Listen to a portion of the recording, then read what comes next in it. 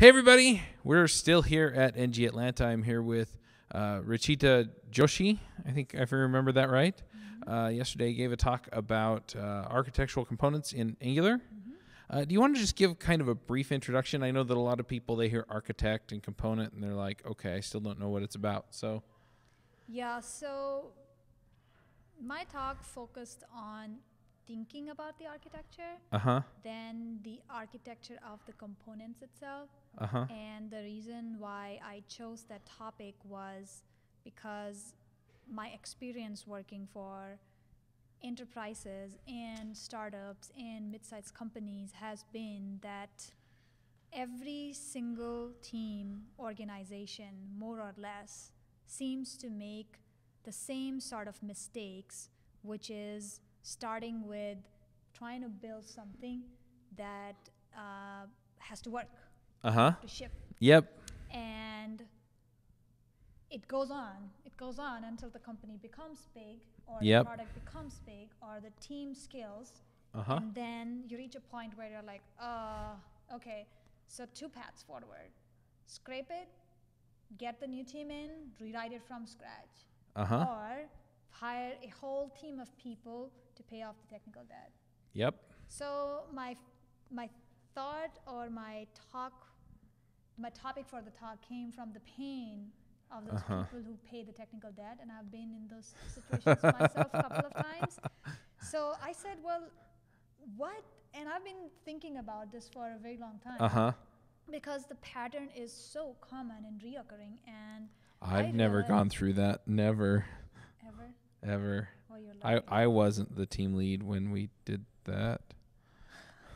But we did exactly that on one team that I was on, and I was the team lead, so it was more my fault, I guess, than anyone else's. Yeah, it's like, oh, we need this feature, and this feature, just pile it on, and then eventually it's, oh man, doing anything with this code really sucks. Right, and it's funny. I mean, because I work for the enterprises, and then I was like, okay, it seems like a big company problem, but now I work for a mid-sized company, and we grapple with the same problems. And I am amazed as to how it's the same pattern. And I think, so finally I figured it out.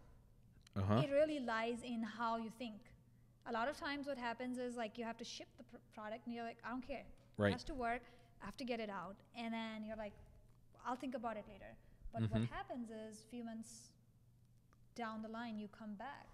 And you're like, who was this guy who wrote this code? This is awful. And then you do a billing, but like, oh, this was me.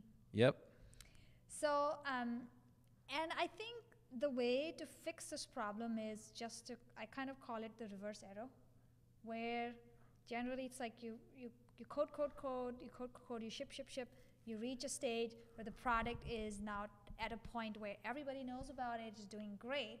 And then we say, all right, now we should think about the architecture, because it's really not working. And it's buggy.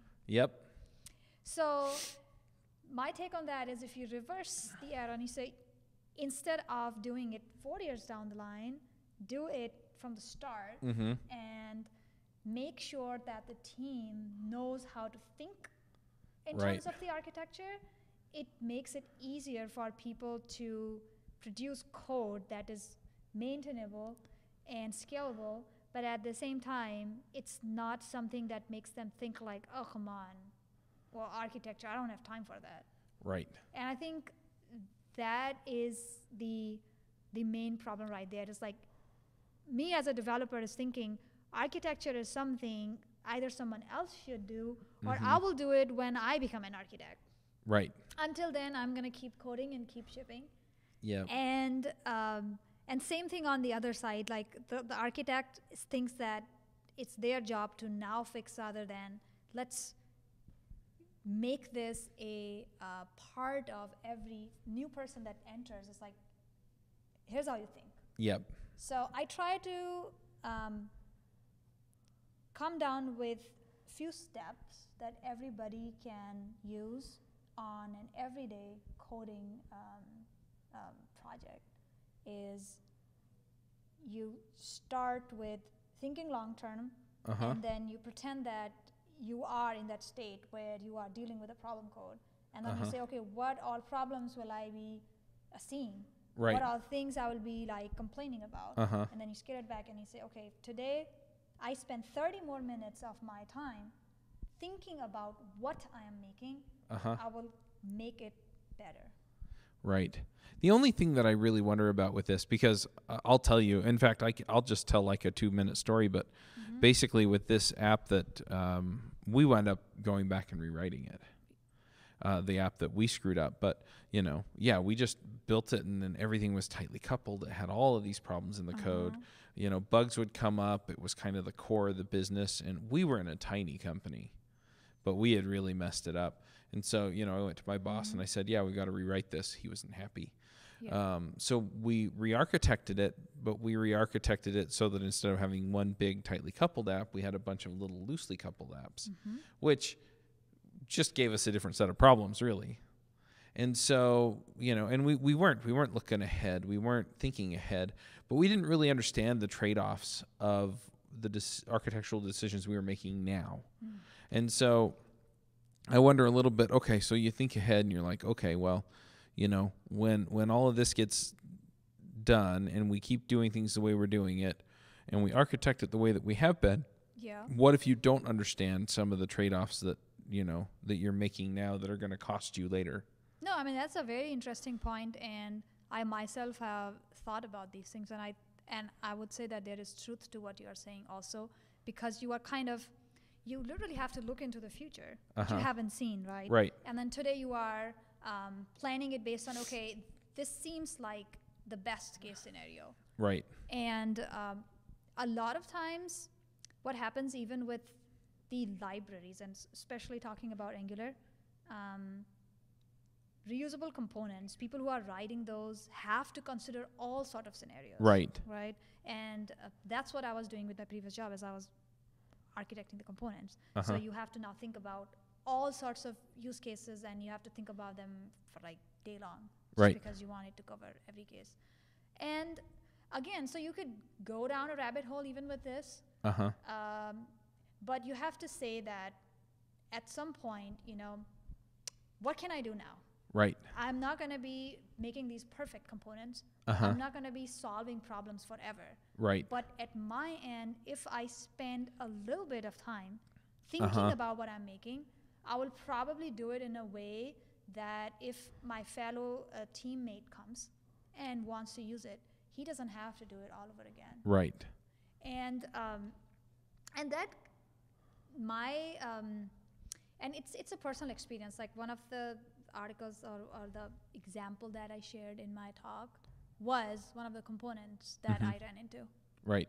And I started making a simple thing as a modal. I found 5 implementation of that modal in the same code base. Oh man. And believe it or not, it had different names. One of them was called popover. One of them was called something else, but they were literally same thing. Something would close, something would persist, and something would open when the user gives input or something. And we had written components 5 times, CSS 5 times. So, and I say when those 30 minutes are spent, they are spent doing, well, if I make one component thinking a modal is going to have a close button, a modal is going to require user input, a modal is going to have a header and a footer, I have made a reusable component that someone else can do a plug and play. Yep, makes sense. So then how much of this is educating the rest of the team, hey, look, I have a modal component here, don't create your own, versus making sure that it's reusable? I think it's both, and I think especially now that I work for a mid-sized company, we have to ship. Right. We don't ship, we can't be in business. Right. And it's a different kind of mentality. Like when you work for bigger companies, well, you have all this time to make prettier components, which is why I think you have to find like balance, right? Right. You have to find, okay, what works. And I think in situations like that, it's important to have empathy for your people who are trying to just ship, Right. which is the truth. But I say 30 minutes is a short enough time for you to take out of your busy day and then say, I'm just going to do a quick rerun through the code base and then see, am I rewriting something? Right.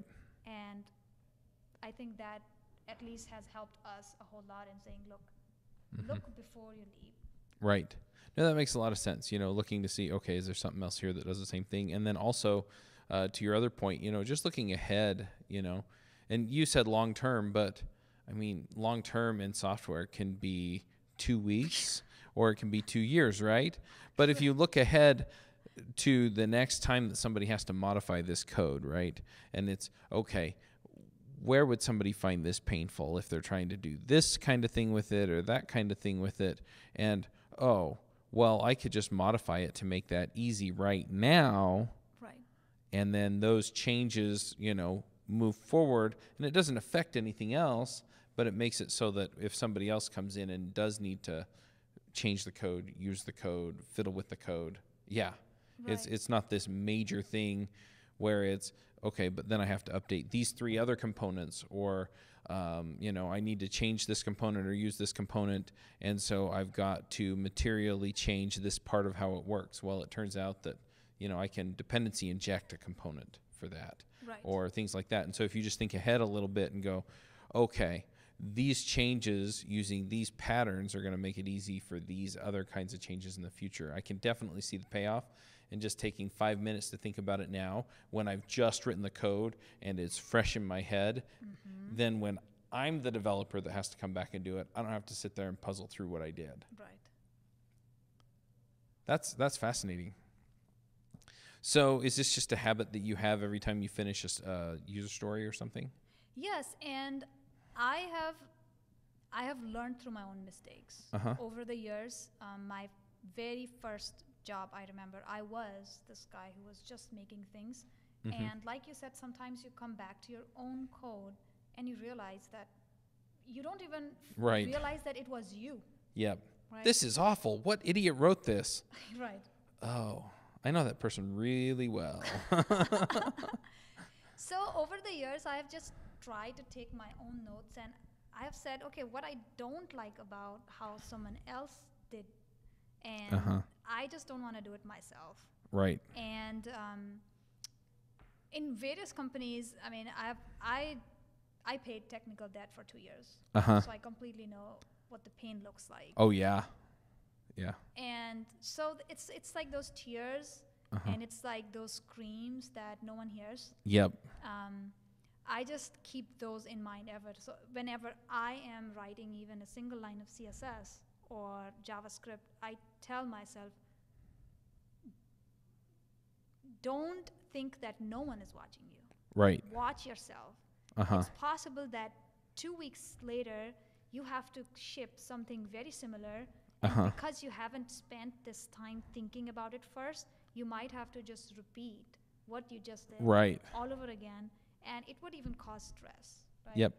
And really, a lot of times we want to ship. We want to be fast. Oh, yeah. And if we are just like doing things over and over again, we just are wasting our own time. Yep. Absolutely. Cool. So you have examples in your talk.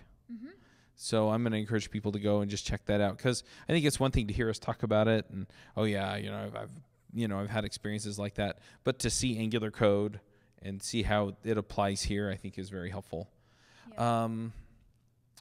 Do you have blog posts or code samples somewhere that people can look at as well?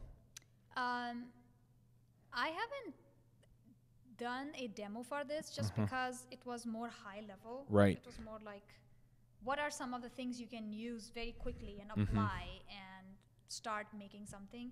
But I definitely have shared VMware's Clarity is one of the websites that uses components built with that thinking. And I think they've done a really good job with taking it all the way to design and saying, let's build systems that have used thought before being created rather than after. Right. But one of my new article that I'm going to post on my website is going to be how to think like a designer. It's more for developers wanting to ship and forgetting the user experience. Yep. Yeah, we had a whole conversation about that a little bit ago. If people want to find your website then, It's just my name, RachitaJoshi.com. All right. Do you want to spell that for people so that they can? It's RachitaJoshi.com.